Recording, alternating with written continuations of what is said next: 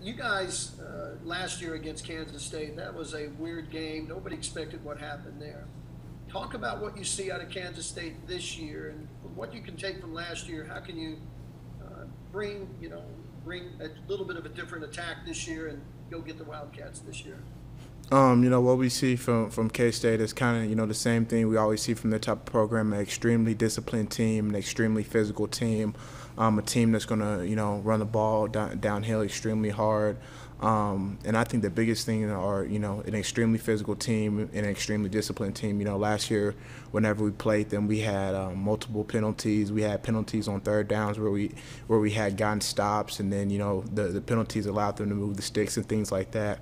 So going into this game, we tried to attack these last 2 weeks as practicing to be physical, practicing to be the most physical team on Saturday, and then practicing to be the most disciplined team because penalties literally hurt us last year and were a big reason for why we lost the game.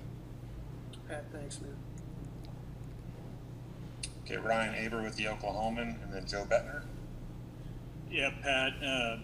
I think there was 5 starters on defense last week that were from Tulsa. A lot of guys from that area contributing. How much pride do you take in that, and what do you think it is about that area that's allowed players from there to be so successful? We take a lot of pride in it. Just being an Oklahoma guy, and then growing up, the Oklahoma Sooners was our professional football team. We don't have an NFL team here, so we really look to the OU Sooners as the biggest professional team in the state because in a sense we are the biggest team in the state. So we've kind of just grown up dreaming to play at OU. So now that we got the opportunity, we're just trying to take advantage of it. And then kind of like what inspires us and fuels us is, we know a lot of guys from Tulsa have gone under recruited. So we're the ones that are representing our city. We're the ones representing that, we got talent in Oklahoma, we got talent in Tulsa. So we look at it as, a chip on our shoulder to represent our city well and represent our state well and help get other guys recruited as well as inspire other guys in our city. Appreciate it, Pat. Joe Bettner with the Norman transcript, and then Eric Bailey. Was curious if you being captain at OU, was curious if you were a captain also at Union, but my bigger question is just you showed a lot of leadership over the offseason. I'm curious where that leadership comes from, at least where you think it comes from, where you learned that from. Yes, sir. I was a captain in high school at Union, and then I don't know. It's kind of always just came naturally to me. I'm a guy who I think I kind of thrive in like times of adversity or times of conflict and things like that. Where guys are kind of like searching for what to do or direction and things like that. That kind of like helps me go harder. For example, whenever there's some of the little time we did have for workouts together, whenever running or conditioning would get hard, that would kind of like make me want to go harder because I know if I go harder, that's going to bring other guys along. So I kind of always look for times of conflict and adversity to kind of step up and lead, and I think it's just kind of always just kind of came natural to me. That's how I was in high school and middle school and growing up. Thank you. Okay, we'll go to Eric Bailey with the Tulsa World, and then Bob Frisbill. Kind of feeding off that last question, how quick did it take you to find your voice on this team, and how much do you think that fed into becoming named team captain this season? I think kind of like my sophomore year, that's kind of whenever I started finding my voice a little bit because, I knew Nev was leaving, Kenneth was leaving, Parnell was leaving, all the older guys were leaving. So I was kind of like being groomed to be the next leader of the team. So that's whenever, I started finding my voice.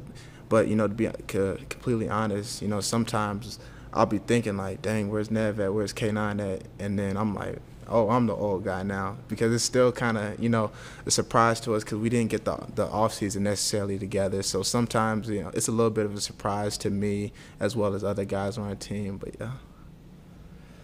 Thanks, Pat. Okay, Bob Frisbillo, and then Jason Kersey.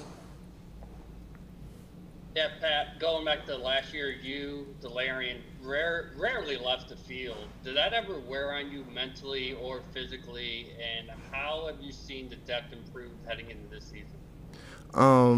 It didn't really, wear on us, mentally or physically. Well, physically, of course, because over the course of the season, you go through like a lot of wear and tear. But Coach Wiley, he does a phenomenal job of holding us accountable, helping us, do injury prevention and things like that. But we kind of, looked at it as we were being groomed to be the next leaders of the team because, of course, we knew K9, Nev, and all those guys were leading. So that's kind of us, taking charge of things and looking at it as a challenge. And then what was your second question? My fault. How's it different this year? How's the depth looking now? It's completely different. We got a lot of talent. We got more numbers now. Our freshman class, those guys are phenomenal. Your prototypical athletes you want whenever you look at like the NFL. We got the 6'2" corners and Josh Eaton. We got the 6'2" safeties and Bryson Washington, 4'3" guys and Kendall and DJ and all of them. So they're everything you would want, from a size and physical perspective. They're just coming along mentally, learn the technique, learn the calls and all that. But I think they're going to be phenomenal by the time their career is over with here. Okay, Jason Kersey with the Athletic, and then Keegan Renault. As a guy who's been here a couple of years, have you noticed a difference not having 3 non-conference games to sort of build up to conference play? Have you noticed any difference in practice? Has anything changed? It's kind of a little bit different because our season will start. We probably be game four or so by right now. So it's a little weird, practicing with not having a game, and it's hard to be disciplined and still practice hard even though you don't have a game coming up on Saturday. But we've just attacked it and looked at it as a challenge. But we try to keep good perspective on things because we know right now we're not approaching the halfway point in the season, but in a regular season we're approaching game 4, game 5, so we can't have errors that we would have game 1, for example. So since we lost those 2 non-conference games, that means we have to be extremely developed from a mental perspective. We can't go out there and make mistakes that we could have made in non-conference game and things that we could have got polished up by Big 12 play, if that makes sense. So we're just trying to hone in on things and make sure we're extremely disciplined and we don't come out with any small mistakes and we don't take time to clean up things. We have to really hit the ground running since we lost those 2 non-conference games. Thanks, Pat. Okay, Keegan Renault with Sooners Wire, and then Parker Thune. Pat, just obviously you were here for 1 year before Alex Grinch got here. Can you talk about the growth of the culture of this defense over, from 17 to from 18 to 19 now to 2020? It's contagious, and I think last year the step for us was just playing hard all the time, playing like really straight into the ball, attacking the ball, being physical, and we pride ourselves on being the fastest defense in the country. But I think the biggest difference I've seen between this last year's defense and this year's defense is we're attacking the field with like a playmaking mindset. D linemen, they're attacking the field. I got to get a TFL, I got to get a sack. Linebackers, same thing. TFLs, a sack. DBs, we're looking for PBUs and interceptions.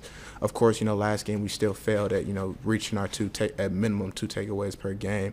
But I mean the culture is contagious because whenever we're in practice, guys, we're constantly stripping at the ball. So the offense, they're covering up whenever they're about to make contact because they know there's guys running to the ball and stripping. So it's contagious and it's affected our whole team. And now we practice a lot harder. I think we're probably one of the best practice teams in the country, I would say, because the way we attack things and the pride that we take in attack and practice. Okay, Parker Thune with SI Sooners, and then Brandon Drummond. Yeah, Pat, I'm just a little curious. Obviously, it has been a long time, decades in fact, since there was only one captain on each side of the ball. Obviously, you and Creed Humphrey are those guys this year. Does it mean a little bit more to you in that sense to be the guy on the defensive side and represent them in that way? Definitely. It already meant a lot to me just, being a Oklahoma guy and a guy from Tulsa, playing here. I kind of already took much more pride in it. But, It's huge to me because I know it's a huge honor and privilege to be a captain of, Oklahoma Sooners. Not too many guys will ever be able to say that, but I know with that responsibility, I have a high expectation to live up to. I got to, be the best representative for our team on and off the field. I got to contribute more to the team. I got to be better on the field. I got to be a better playmaker, and all the things that come with being a captain. But it's huge to me, and it's an honor. And, I can't thank my teammates and coaches enough for, trusting and believing in me. Brandon Drummond with OU Insider, and then Terry Murdoch. Yeah, Pat, you talked about the length and the height of all the new guys in the defensive backfield. Can you kind of talk about, because Jaden talked about wanting to become more physical. He's not the biggest guy. Is that something that Coach Grinch has talked to you guys, maybe not even the guys that are longer, taller, about just being more physical at the line, being more physical on your defensive play, or just how you attack each and every play? Definitely, because I think as a whole last year as a defensive back unit, we definitely improved, but at the end of the day, we failed with being consistently aggressive, being consistent in our technique, and we failed at creating takeaways. And, the first step to creating takeaways is being a lead at your technique. And, for our corners, that's putting hands on guys, within 5 yards of the line of scrimmage. So really commit to that, putting your hands on guys. For safeties, it's, forcing receivers to run the routes through our body. And then Coach Grinch made a huge emphasis on our 225 bench press. So everybody in our defensive back unit, if they're not already at the NFL combine standard or average, then they're, 1 or 2 reps within it. So that means if we can bench press 225, 15, 16, whatever it is times, then we should be stronger than receivers. So there's no reason a receiver should be out physical than us on the field. And that's the huge thing that Coach Mann and Coach Grinch have emphasized and barked at us, throughout this whole process. Real quick, just Justin Harrington's, you talked about length, 6'4". How weird was it seeing a 6'4", 220-pound corner for you guys? Is that just a different look? I mean, he obviously hadn't been out there for a while since he got injured, but was that different? Definitely. I think, every single year, I come surprised at, the athletes that we have in this world. Justin's a guy, like you say, he's 6'4", he's 215, 220, whatever it is, 4'4" guy, and it's like, dang, that's the best of the best, athletic-wise from the physical perspective. So, we always get blown away by guys like that, guys like Bray, just freakish athletes, Appreciate it, Pat. Okay, we'll go to Terry Murdoch with Sooner Scoop, and then Garen Emig. Hey, Pat. I was just wondering, we talked to Coach Grinch. He talked about, how he still sees Ronnie Perkins as a leader on this defense while he's waiting for his time to get on the field. How do you guys as players go about kind of supporting him, and is it tough watching the teammate go through what he's going through? It is definitely tough, watching, those guys waiting in anticipation of whenever they can come back. But he's just done a great job of being who he's always been, and that's a guy. Whenever he's on the football team, he's going hard. If it's he's on the scout team, he's giving a phenomenal look for the offense. If he's with the regular defense, he's creating pressure up front for us. And then he's just a guy that's always been vocal. And since he's kind of step back and he's not on the field with us, that allows him to see things up front. If a younger guy makes a mistake, he's there to correct them and help give them pointers. If there's something that we could be doing better defensively, he points those things out to us. It's kind of helped him be able to see things from a different perspective, and help give us a better perspective on things, because he's watching as opposed to being out there on the field and only seeing what his responsibility is for that play. Appreciate that, Pat. Okay, we'll go to Garen Emig of the Tulsa World. Mr. Fields, good to see you again. Thanks for doing this. Appreciate it. Were you OU's rep on the Big 12 Unity video? Yes, sir. I thought so. First of all, how did that go? How was that experience? It went extremely well, and it kind of makes me happy to see that people are reaching out. The Big 12 is reaching out. Our coaches, they're reaching out to us, and really trying to use our platform as college football players to create change, to spark change. And it makes me happy to see they're doing that, and they're kind of like doing their part in the fight. Did you consult with either Bob Bowlesby or anyone at the Big 12 on anything else related to either social issues or COVID? I know they had a player outreach program. I didn't know if you were involved in that as well. Nah, I wasn't on that call. I believe Caleb and Chance were on it whenever, Okay. you know, they were kind of consulting about that. Okay, that's cool. Thanks. Appreciate it. No problem. Hey, Pat, we've got two more. I just wanted to make sure you got time to do that. I don't know if you have any class considerations or anything. No, I'm fine. Okay. All right, we'll go to John Hoover with SI Sooners. Hey, Pat, thanks for your time today. Coach Grinch talked earlier about Jaden and his growth. He said last year there was a time, he said week 6 to week 10, when he stopped getting better and was just happy that he was in the lineup. And then Jaden actually said he hit a wall and was just trying not to make mistakes during that time. Do you remember that time in your career, and do you remember him going through that last year? Definitely. I think that's a part of everybody's career, and I kind of, you know, had points in times where I was like that towards the beginning of the season last year, trying to not make mistakes, just playing to not mess up. And I think that's kind of one of the biggest growths that our whole secondary has had from last year to this year. Everybody's a lot more confident in what we're doing. We're confident in our technique. We're confident in being aggressive. And, you know, we're daring guys to beat us. You know, we know that, of course, in football, though we don't want it to, there's going to be those plays where you get beat every once in a while. But it has to be a perfect throw. It has to be a perfect catch in order for us to beat us. And, you know, we've really just committed to our technique, committed to being aggressive. And I think that's the biggest growth, you know, of our whole secondary unit from last year to this year. But I think, you know, the wall that Jaden's talking about, you know, with trying not to mess up and things like that, we all kind of had points last year where we were at that point, you know. Yeah.